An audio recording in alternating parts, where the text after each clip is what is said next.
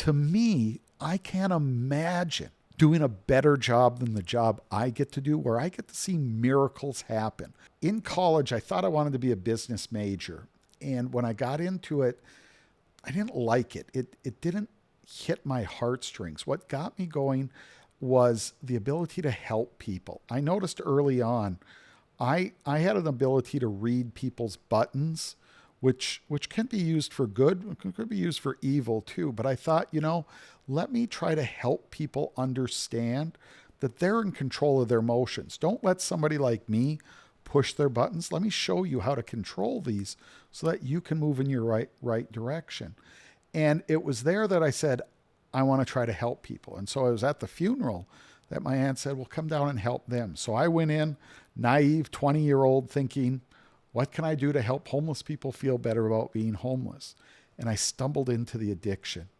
And what I saw there, the transformation that I saw, you need to understand this, is that these women that were addicted to crack cocaine at the time, we were in an old abandoned Catholic school, St. Clara's School, built in like 1903. We bought it from the Archdiocese for $1, completely rehabbed it, fixed it up. The women there, I used to talk with them. They used to be walking the back alleys, doing what they needed to do for a $5 or $10 bag of crack cocaine. And I used to talk to them in the first entrance and say, life's getting better, because before you used to be in the alley behind the shelter. Now you're actually in a bed in the shelter. And what I was able to experience there, and that's what made me fall in love with working a 12-step program, is these women found real recovery. They became productive, responsible members of society. They became parents and mothers again.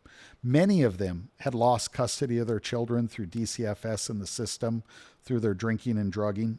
One of the things I'm most proud about in my entire life and career is that I, through my course and working with them, I learned I needed to go help them in court.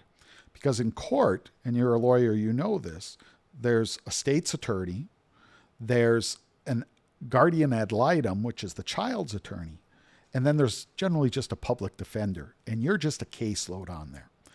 And so I knew these women were working hard. They had put together 6-8 months of treatment, and they would go to court and just come back devastated.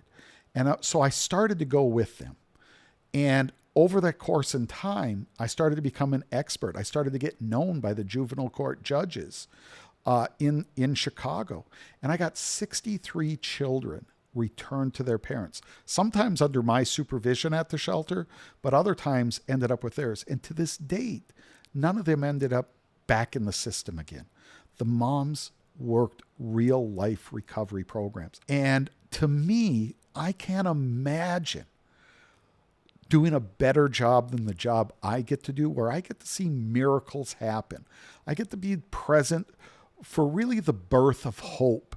When you see somebody come in, and you know what this is, when you see somebody at powerlessness isn't a word. It's a feeling. It's an emotion. It's completely raw terror. And you begin to see hope begin to develop, that this isn't how life has to be, that things can improve. And then you get to play the tape forward. It's absolutely amazing.